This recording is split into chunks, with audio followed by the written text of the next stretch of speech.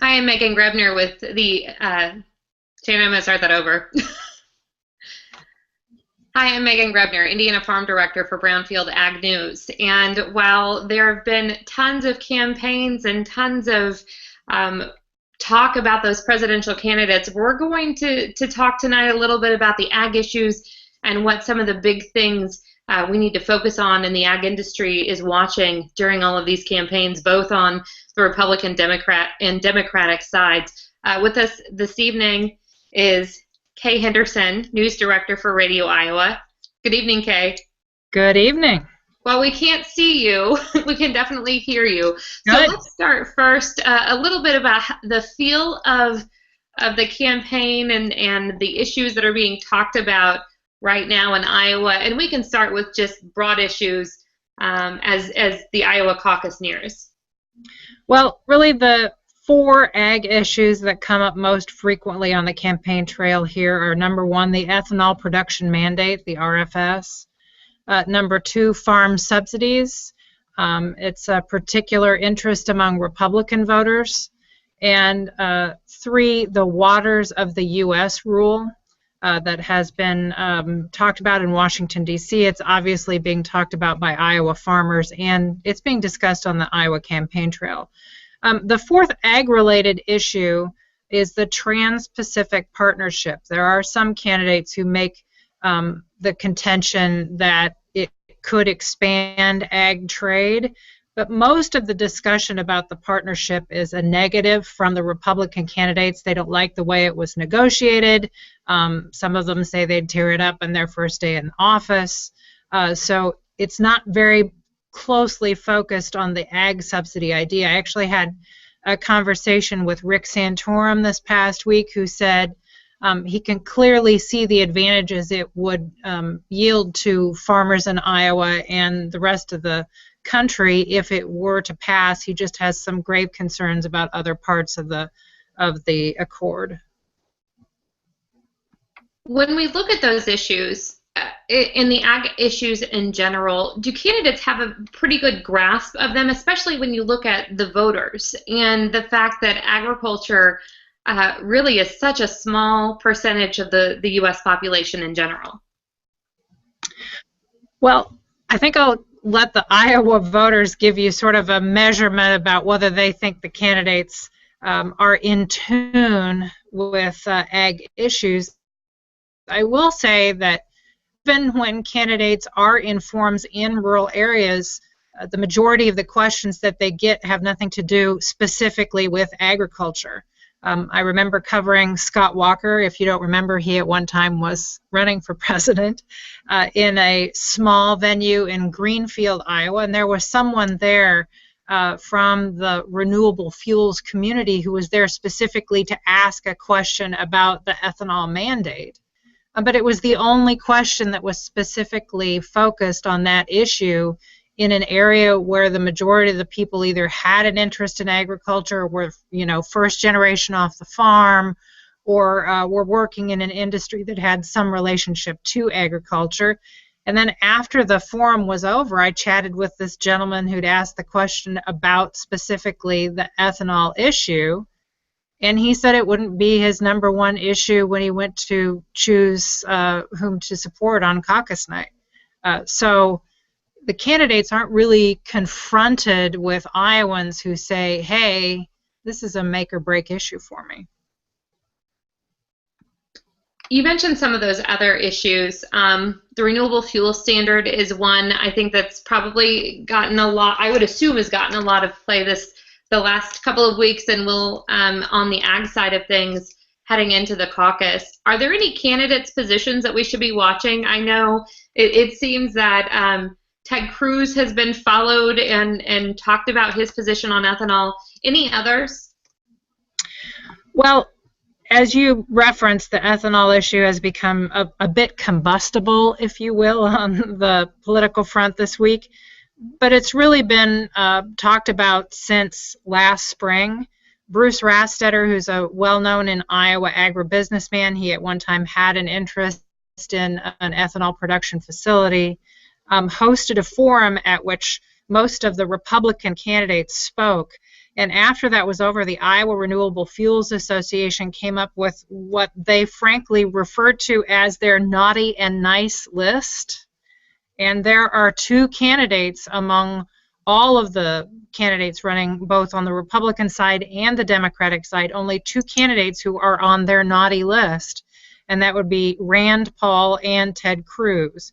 And then you sort of referred to what happened this past week, and I'll just maybe walk you through that if you'd like. But the Iowa Renewable Fuels Association had a summit in Iowa at which many of the candidates spoke. And it was also an event attended by Iowa Governor Terry Branstad. After he got off the stage where he had addressed the people attending the summit, he went off into this little side room where he talked to me and a small group of other Iowa reporters, and he was becoming animated, and one of the reporters said, "Do you want to see Ted Cruz defeated because of his stand on the ethanol issue?" And Branstad's one-word response was yes. Well, that created a huge firestorm.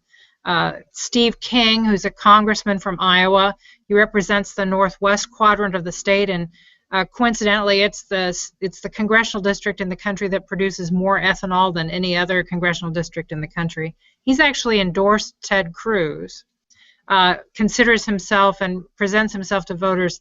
Steve King does, that is, as an ethanol champion, and he also sort of got a little animated after he heard about what Governor Branstad said, and he called that sort of a de facto endorsement of Donald Trump.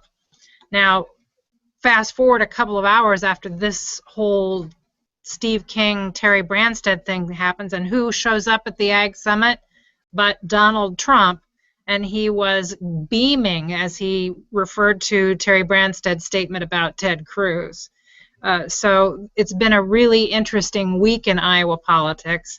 The other sort of undercurrent here is the aforementioned Congressman Steve King has a son who works for a super PAC supporting Ted Cruz, and also the aforementioned Terry Branstad has a son who works for a super PAC called the America's Renewable Future. That is a group, as you might suspect by the America's Renewable Future name, that is heavily lobbying on behalf of the renewable fuels standard. They have been sending mailers out to rural Iowans like you wouldn't believe. That would be a phrase that Donald Trump would use, like you wouldn't believe. Some of them have huge letters that say danger and Ted Cruz's name on them. And so this has become a real point of sort of, I've referred to it on our air as a Republican family feud over fuel. So it has kind of erupted this week. I guess that leads to my next question is, regardless of party, can Iowa be won without supporting the renewable fuel standard? It seems like that is the biggest ag issue that's being discussed in reference to Iowa. Well, that is the fear that Terry Branstad was expressing, because the polls now show that Ted Cruz is in a position in this field of 12 Republican candidates to be the one who rides out of Iowa on the night of February 1st in the #1 position. And his concern is that for the first time since the Iowa caucuses came into prominence in the 1970s, that Iowa will be sending off to New Hampshire's primary someone who doesn't support the renewable fuel standard. You know, going back, a person by the name of John McCain came to Iowa just briefly in 2000 and said, I don't like the renewable fuel standard. He didn't do too well. In 2008, in the Iowa caucuses, he essentially tied for third with Fred Thompson, but the tally shows that he was in the 4th position. He wound up winning the Republican nomination. Also in 2012, we had a candidate named Tim Pawlenty. He is now the former governor of Minnesota, who called for phasing out the renewable fuel standard. But, you know, Tim Pawlenty had to phase out his own campaign before he even got to the caucuses because he lost something we call the Iowa straw poll here. So The history of the Iowa caucuses is that I guess the idea behind ag interests is that they can bring up issues that are important, issues that might never get discussed on a national stage were it not for the position of Iowa's caucuses being the first contest in the presidential selection process. One other topic you brought up that's being discussed is waters of the U.S. Farmers around the country continue to be concerned about regulatory overreach. As you listen to debates, stump speeches, things around the state, how much is that coming into play on the Republican side and the Democrat side? It's not discussed on the Democratic side at all. It's not brought up by the Iowans who attend their events. It is discussed among the Republican candidates, and it is brought up during conversation. In fact, Carly Fiorina, the former Hewlett-Packard CEO who's running for president, was speaking at this renewable fuels summit this past week, and her largest crowd response was her utter rejection of the waters of the U.S. rule. There's also something else roiling in Iowa that people in other parts of the country may know about. The Des Moines Water Works, which is the water utility for the largest metropolitan area in Iowa, is suing 4 northwest Iowa counties, the officials in their counties, alleging that they have mismanaged the drainage districts in those counties, and it has polluted the drinking water in Des Moines with nitrates, and they have to run nitrate removal equipment for record amounts of time in the last several years, raising water utility rates in the capital city and surrounding suburbs by a significant amount. That is now a lawsuit that's in the court system, and it occasionally gets referenced by the presidential candidates in relationship to this idea that there is regulatory overreach on the part of the Obama administration and courts in general tying the hands of producers up with lawsuits and those sorts of things. One last question, and we appreciate your time this evening, Kay. Oh, sure. As we look at the election cycles, has there been a decline in focus of agriculture over the years, or does it maybe get more attention, like you referenced earlier, because you're in Iowa and it's an opportunity because of the makeup of the state, which is, I would compare to Indiana, where agriculture plays in a role to the state's economy. It gets a little bit more highlight and more attention because it's Iowa. Well, the first caucus campaign I covered was in 1988. Radio Iowa started on July 1st of 1987, and that was sort of right smack dab in the middle of that caucus campaign as the candidates were competing for support here. And it was right in the midst of the farm crisis. And so you had candidates talking about, bank closings. You had candidates talking about moratoriums on farm foreclosures. And in 1988, in the general election, Iowa was actually one of the few states that in